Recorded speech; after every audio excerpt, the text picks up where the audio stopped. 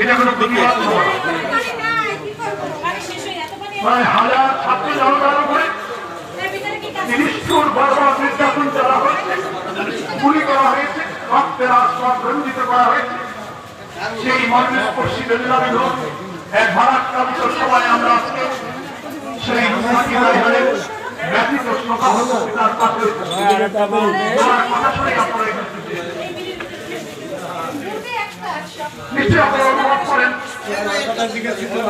যে তার সন্তানকে হারায় তার মুখের ভিতরে যে শূন্যতা তৈরি হয়, সে মায়ের যে চোখের পানি, পিতার যে শূন্যতা, পৃথিবীর কোন কথা, কোন সম্পদ সেই শূন্যতা পূরণ করতে পারে না।